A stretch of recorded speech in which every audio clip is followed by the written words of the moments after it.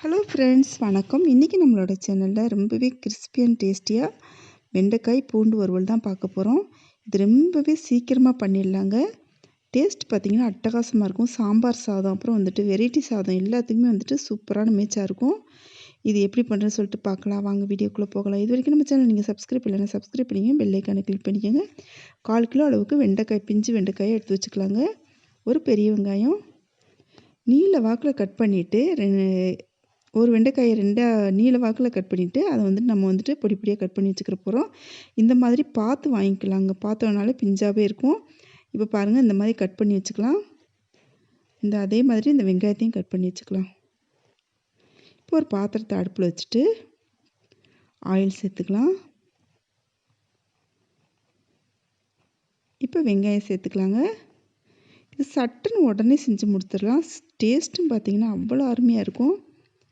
இந்த வெங்காயம் கொஞ்சமாக வதங்கி வரட்டும். அந்த டைமில் நம்ம வந்துட்டு வெண்டைக்காயை சேர்த்துக்கலாம்.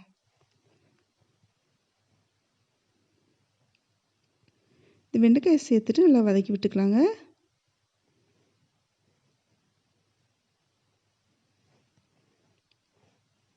இப்போ பாருங்கள், நல்லா வதங்கி வந்துருச்சு. இந்த மாதிரி நல்லா வதங்கி வர வரைக்கும் நம்ம வதக்கி விட்டுட்ருக்கலாம். இப்போ இந்த பூண்டு பற்களை இதோடு சேர்த்துக்கலாம். சேர்த்துட்டு நல்லா வதக்கி விட்டுக்கலாங்க. இந்த பூண்டு பற்கள் வந்துட்டு எத்தனை சேர்த்துருக்கேன் அப்படின்னு சொன்னால், நான் ஒரு 6 பூண்டு பற்கள் எடுத்துகிட்டு தட்டிட்டு தோல் உரிச்சிட்டு தட்டிட்டு வச்சுருக்கேங்க. இதோட சேர்த்துக்கலாம். சேர்த்துட்டு நல்லா வதக்கி எடுத்துக்கலாங்க. இப்போ வந்துட்டு இந்த வெண்டைக்காய் வறுவல் வந்துட்டு நல்லா கிறிஸ்பியாக இருக்கணுன்றதுக்காக 1 ஸ்பூன் நான் அரிசி மாவு சேர்த்துக்கிறேன். நீங்கள் இந்த முறையில் நீங்கள் செஞ்சீங்க அப்படின்னு சொன்னால் அவ்வளோ ஒரு கிறிஸ்பியாக மொறுமொறுன்னு சாப்பிட்றதுக்கே டேஸ்ட் அவ்வளோ நல்லா இருக்குங்க. நம்ம எண்ணெய் வந்துட்டு முதல்ல ஊற்றின எண்ணெய் மட்டும்தான், அப்புறம் அதுக்கு பின்னாடி நம்ம எண்ணெய் சேர்க்கலை. அந்த எண்ணெயே போதும். இப்போ வந்துட்டு 1/4 ஸ்பூன் அளவுக்கு மஞ்சள் தூள் சேர்த்துக்கலாம்.